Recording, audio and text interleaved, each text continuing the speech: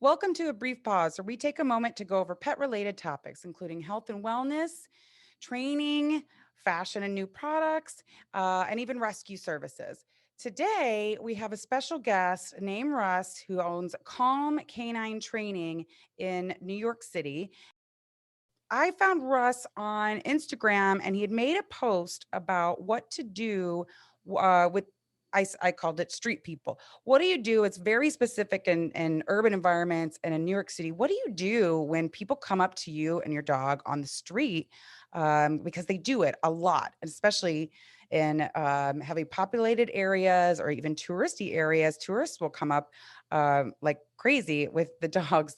And there's a few things that they do, but I thought no one's really talked about how you deal with that, not only on a personal level, as far as just, you know, having someone put their hands, especially during a pandemic, on your dog. But there's also people that give a lot of unsolicited advice, at least in New York City. People are bold. And I thought, gosh, who best to talk to about this? Because there's a couple factors there that need to be addressed. And try to help, especially now. We've mentioned it before, but there's so many new dog owners, and this wasn't really written in the manual. So, yeah, I'd like to talk about how we go over that. And trainers and probably walkers, I assume, especially, are so well versed in this because you spend so much time with the animals on the street watching people do the frankly stupid things that they do with these dogs. So, welcome, Russ. How are you? Awesome. I'm honored to be here. I think it's really cool that you asked me to come on to talk about this.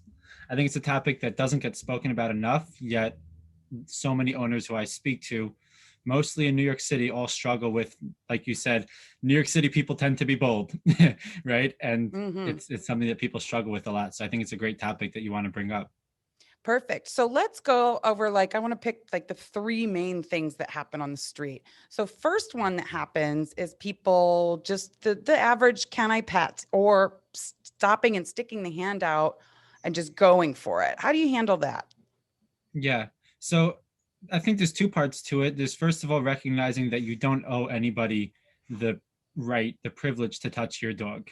Um, as we all like to think of ourselves, I'm a dog owner. I'm sure you're a dog owner, right? And probably people listening to this are all dog owners. And Unfortunately, I as don't dog, have a dog right now, but don't. one Okay. day. Gotcha. Yes. But you understand dog ownership enough to understand that we Hmm. look at dogs as our family, right? And we love dogs like they're our family, as we should. And that also means that we have a responsibility to advocate for them as our family members who can't advocate for themselves. Um, and I always use the example with my clients. If you were taking your toddler to go see Manhattan for the first time and you're walking through Times Square and you saw somebody reach down and touch your toddler's head or hold your toddler's hand, you're not going to feel bad saying no about it, because you as a mom or a dad know that with all your heart, everything that you who you are, know that it's your job to make sure your kid feels safe, right? And I don't think it's that much different when it comes to our dogs, because our dogs can't stand up for themselves and say, hey, you're making me really uncomfortable by touching me, you're a stranger. It's our job to do that. So I think the first thing really is, I want owners to know that you don't have to feel bad about saying no. It's your dog. You don't even owe anyone an explanation. And Hmm. the other side of it is, if you want the best relationship with your dog, start to say no, because your dog is counting on you to advocate for it and to make it feel safe. And I think that idea should empower owners, knowing that they have that responsibility and that opportunity to build a better relationship with their dog by making sure their dog knows that you got their back.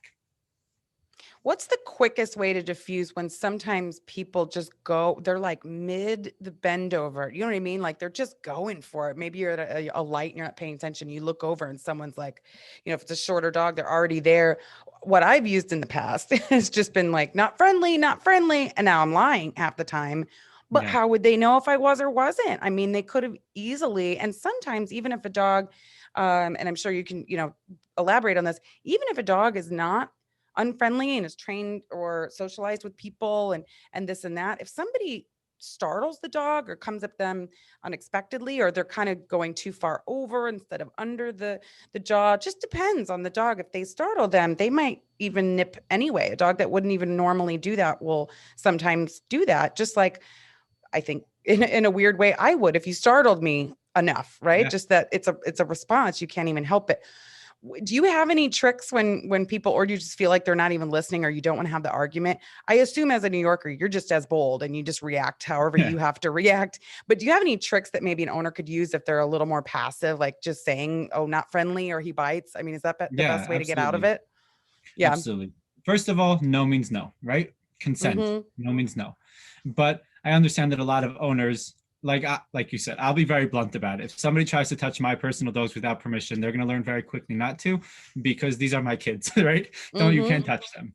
But a lot of owners do struggle with it, and I understand the struggle. So one thing that I found that most people are fairly responsive to is simply saying, my dog is in training right now, right?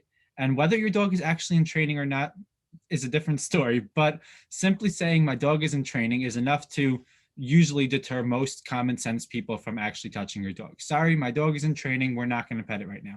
Something interesting that I found is if you say we are not going to pet the dog versus you can't pet my dog, people seem to be more responsive to it.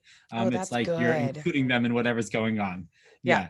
So I found that those words work fairly well. We are not going to pet him. We're not going to pet her versus you can't pet my dog, which is very standoffish. Um, Now, if Yeah, somebody can, this is why I asked you, because, just like what I do in my industry, whatever, over the years, you learn exactly what works. yeah, And that's exactly why I wanted to ask you. Yeah, that's good. I think though, if somebody can, like, if you've set that boundary, right, you've set that verbal boundary, and you've made it clear that your dog is not on, like, is not here to be pet by everybody, and somebody continues to pet them, I think that you have the right and the responsibility to really do whatever it takes to stop the person from touching your dog for multiple reasons. First off, a dog, even like you started to say, even a really good dog with the right amount of pressure put onto them will bite. All dogs will bite at some point, even the best dog. It's what their teeth are for, right? And it's how they communicate. They don't communicate verbally. So if somebody puts their hands on me, I can communicate verbally very strongly that they should get away from me before ever having to get physical. Dogs can't do any of that, right? And their communication is much more subtle, and then it goes to biting. And if we're not going to listen to their communication that happens before the bite, we're going to get the bite, right? Right. Now, with enough pressure, dogs are going to jump straight to that bite because they're going to feel that there's nothing else they can do. And I've seen this happen even with really good family dogs, non-aggressive dogs, dogs that don't have serious behavioral issues, but they don't feel comfortable in that situation, and there's nobody there to protect them.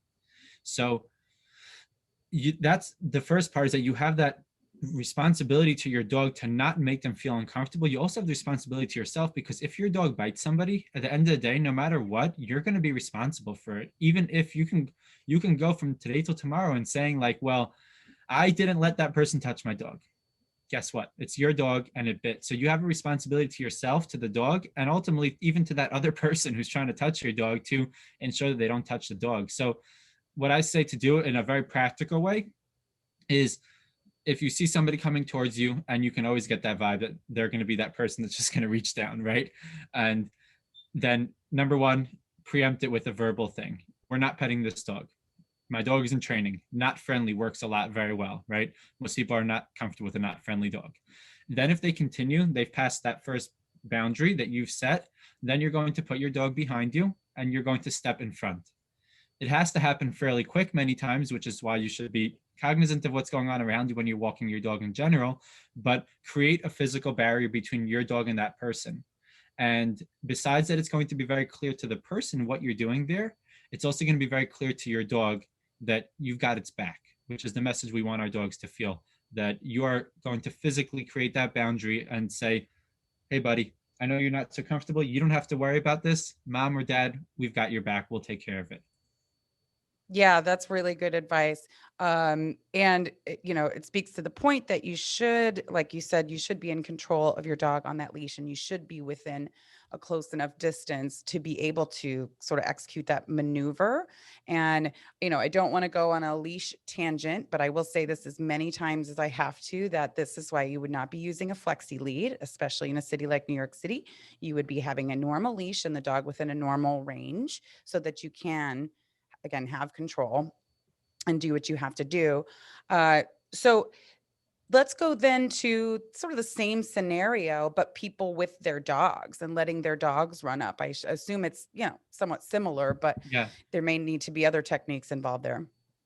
Can I explain real quick, why having dogs meet on leash is not a good idea in the first place? Yeah. So when dogs meet each other in general, it's supposed to be really nose to butt, not face to face. So dogs like to sniff each other out and they get a good sniff at the butt, and that's how they know if they're going to be friends with each other. The face to face meeting is a very human people way of interacting with each other, and most animals in general don't really meet each other like that. Now, what happens when we have two dogs on a leash? There's a lot of tension that's built up in that leash when one dog pulls to the other. And you could have two really friendly dogs who are happy-go-lucky, great family dogs, but when they go to meet each other, and then one tries to get to the butt to get that sniff in, and the other one tries to go, there's automatically going to be tension on that leash. And even if you make that leash really loose, they're going to know that they can't move around the way they want to. So it's not necessarily just a physical tension, it's also tension that they feel in a sense of energy, that they don't have the freedom to circle around each other the way they would naturally meet if they were meeting in a healthy setting. So this tension gets built up. And what happens when dogs meet is it's usually a pretty quick yes or no, like, are we going to be friends or not? It's not really like they go out to dinner and get to know each other, right? So on that quick first interaction, if there's that feeling of like, we're not friends, and one of them can't get out of it because they're stuck on a leash, or the excitement level of like, this is really exciting, meeting another dog builds up very quickly, and it doesn't have anywhere to escape in a sense because there's that leash tension holding them back, then very quickly it turns into an unhealthy situation where a fight can break out. Believe it or not, a lot of dog fights happen on leash more than they do in an off leash setting because it's not a natural healthy way, because all that tension that's built up. So it's something that's very important for people to understand the why behind it, and that you should just avoid it altogether. So what do you do when you're walking and there's another dog walking towards you? So in New York City specifically, this is a hard one because everybody has dogs and everybody walks in close proximity to each other. So as much as you can, this is still a hard one, what I'm going to say, because it's New York City, but the very first thing you want to do is create some space if you could. So obviously, this should go without saying, but I'll say it anyways. Be cognizant of your surroundings when you're walking your dog. So don't walk and text on your phone, and don't be in a deep conversation so that you're not focused on your dog. Make your walk about you and your dog so that you can see what's going on around you. If you see a dog coming towards you, the first thing that you want to do is start to create some space as much as you could. So if you're in like real city life, Manhattan, the sidewalks are generally a bit wider, and dog is coming towards you, and you move to the other side. So now there's some people walking in between you and that dog.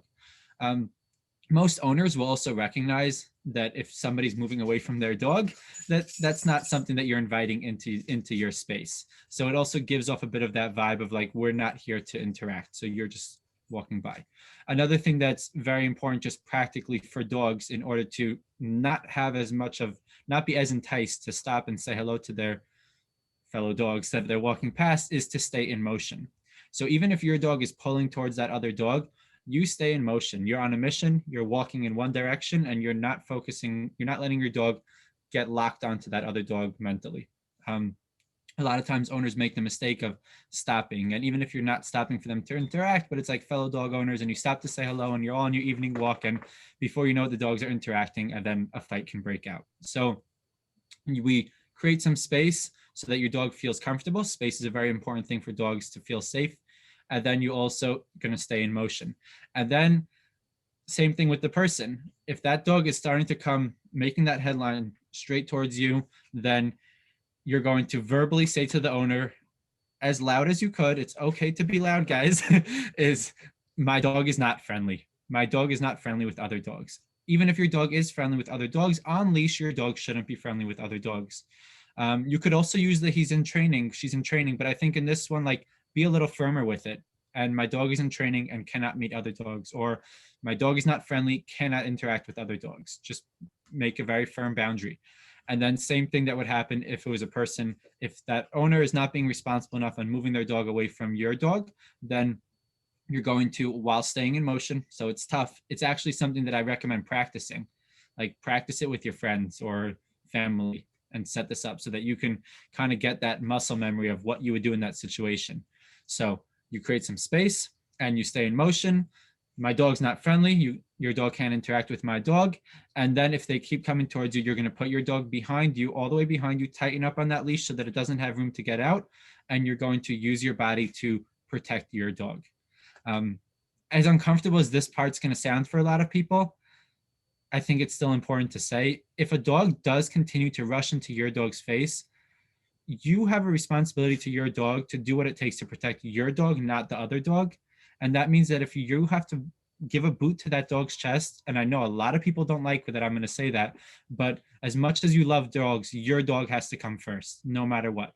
And it's not worth that bad interaction that can mess your dog up physically and emotionally so that you don't have to kick another dog. That's really what it boils down to. And it sucks that it has to be said, but I've seen it so many times, and I've worked with so many dogs who've been messed up because of bad interactions with other dogs on the streets. So and I think people should practice it. Yeah. And I would think too that would, kind of be all encompassing in with leash training. If you are properly leash trained and your dog, then you would already kind of be in a position to be successful in this, kind of situation, any of those kind of situations. Last and finally, I was just curious how you deal with, which isn't necessarily a trainer thing. I just kind of assume that A, is a pet professional, and B, someone who's on the street a lot with a dog, and you being someone who sometimes is just on the street with one versus a walker that's got so many and they're pretty obvious that they're a walker. I would assume it happens to you more than other people. What do you do with the unsolicited advice? Because it's just so annoying and oftentimes incredibly wrong. The stuff that people have come to me with asking me to do because one person on the street used to own a Shih Tzu 20 years ago. And now that person on the street is a Shih Tzu expert. And someone, it's weird. They'll listen to that person versus myself or even a veterinarian. But again, we've got so many new dog owners out there. Usually my only advice to the dog owner is listen to your vet about vet things, listen to your trainer about trainer things, listen to your groomer about groomer things, and trust the people you have, surrounding you. And that's it. And hopefully even better, sometimes they're in communication with each other and agreement with each other. But at the end of the day, when you pick who's right about that, it should at least be the people designated to do that job that you've chosen around you. But do you have any tricks for, again, the street people, the peanut galleries, that just come up and say stupid stuff? Is, like you said, you had these fun words before. Is there anything that, you've gotten to enjoy using over the years for that situation? Yeah. I mean, I'm going to first just like piggyback off what you said, because I think that's a super important point, is when you get a dog, then you should choose your vet and choose one that you're comfortable with and stick with their advice for medical advice. So when people ask me for medical advice, my answer always is I stay in my lane. I can't help you. When people ask me for grooming advice, go ask your groomer. I don't know anything about grooming. I have a golden retriever. When he has issues with grooming, guess who I ask? My groomer, right? And when it comes to training, stick with your trainer. And if you have those three set, that you already have a trainer and a groomer and a doctor that you trust wholeheartedly with the advice that they're going to give you and the knowledge that they have, it's a lot easier to not let the random nonsense that people will throw at you actually affect the way you think of things, because you already have your way. You already have your person, like your coach, that you can go to check in with to make sure that this information is correct or not. So that's number one. Get that. If you have a dog, you have a responsibility to have a vet, a groomer, and a trainer like on call. Those should be a part of your life. Sure. But actually dealing with it in real life, so it's annoying as hell, that much I can say. Mm-hmm. and like I think like the other two things that we discussed, setting boundaries is a very important thing. And when you're able to set boundaries where you can just say, I'm not interested in your advice, especially if it's a random person, right? So if it's family and friends, it becomes a little harder, obviously. And even there, boundaries are important in general. But when it comes to the random person on the street, you don't have to pay them any mind at all. If you're walking with your dog and someone stops to talk to you, sorry, I'm walking my dog right now. That's it. Because your dog should be your number one priority when you're on your walk anyways. Like I said this by both other things, but I think it's such an important thing to reiterate that your walk with your dog should literally just be about you and your dog. It's such a Kind of great time like to bond. an event. Yeah, it is. It is very Yeah. important to bond, and it does work their mind and Yeah. all that stuff if done properly. If you just sort of let them Yep. run free, it actually is not helpful, and you might still have a hyper dog when you get home. Yeah. Um, but yeah, it should be kind of an event. And I guess then that's what you can say. Yeah. I'm walking Just my dog now. I'm busy doing something. I Okay. mean, I Yeah. do it with friends in my neighborhood when I'm walking my dogs. And by this point, everybody knows already. If someone stops to talk to me, I'll continue in motion. I don't stop walking. And if you walk like you're on a mission, which is most New Yorkers know how to do that, right? Walk like you're going somewhere and just stay in motion, and somebody stops and just wave at them and say hello, but keep moving. Like, you can be friendly and still show that you're not interested, right? Mm-hmm. Which is basically what I do all the time. I'll be walking with either I have my own pack of 3 and I'll have other dogs. Sometimes I'll be walking 6 or 7 dogs at a time. I'm not stopping to hear what you have to say because I have a group of dogs that needs to be walked right now, right? So I'll Mm-hmm. just do the friendly wave and wish them a good day and keep moving. So I don't get a lot of people stopping to give me random advice on the streets ever, because Well, I do I just think move. there is something to that. Yeah, because I mean, I see walkers like this, and I know I can totally imagine you're like this as well, is that there is a different pace. And I think people are a lot less likely to stop you and walkers. Now that I think about it, because when I see you all on the street, you are walking with a mission and you are like focused. Yeah, that's really good advice. My New Yorker advice is pop in those earbuds, and you never heard Yeah. them, you never saw them. that's Yep. that's Yeah, for there's the nothing wrong passive with ignoring version of that. strangers. Hmm. For sure. With all 3 of these topics, which is something that I think are all very important stuff. It's why I post about it a lot on my social media, is be okay with focusing on just your dog. Your dog is more important than other people's opinions and what other people want to feel good by touching your dog, and other people want to feel good by seeing their dog make a new friend on the walk. Like, you and your dog's relationship should be the most important thing in the world, especially when you're on a walk. And just focus on that. Put your earbuds in if you need to, ignore people, be cognizant of what's going on around you, and remember that at the end of the day, when you go back home, the only one who's coming back with you is your dog. It's not all those people that wanted to pet your dog. It's not the stranger dog, and it's not the person giving you the advice. So keep that as the most important thing, is you and your dog's relationship. Don't let it get ruined over someone else's 2 seconds of feeling good. Yeah, absolutely. So thank you so much for being here. Tell people how to get a hold of you and where all your socials are and how to spell it. Yeah. So my socials on Facebook, Instagram, TikTok, it's all Calm K9 Training, Calm with a K. So that's KALM, the number 9 training. Instagram is the best place to follow me really these days, because I post a lot there and you can get a feel for what I do, get to know me, get a ton of free helpful information. So I post free content every single day that, even if you never hire me and I never speak to you, you can just about train your dog with it. So yeah, Calm Canine Training on Facebook, Instagram, TikTok, Twitter sometimes. That's where I'm at. That's the best way to get in touch with me. If anybody wanted to work with me or set up a consult or anything like that, the best way to do it is just to shoot me a DM on Instagram and we can talk. Perfect. Thank you, Russ. And what is this podcast that you mentioned as well? You have your own Yeah. podcast? Yes. Thank you for reminding me that. Mhm. I have a podcast called Not Just Dogs, where I talk to dog trainers from all around the world. So I've had trainers on from Australia, Brazil, and all across the States.